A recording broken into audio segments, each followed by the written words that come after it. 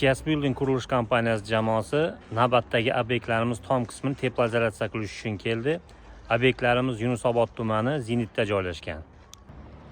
Obyektlarimiz tom qismiga penopolister beton mahsulotini quyish mahsulotini olib kelib qo'yganmiz. Polister mahsuloti, qum, sement mahsuloti kelgan.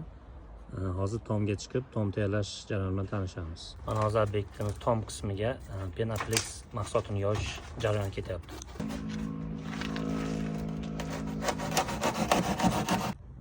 Mana hozir obyektimiz tom qismidamiz. Obyektimizni tom qismiga penopolister beton quyish uchun tayyorgarlik ishlari olib borilyapti.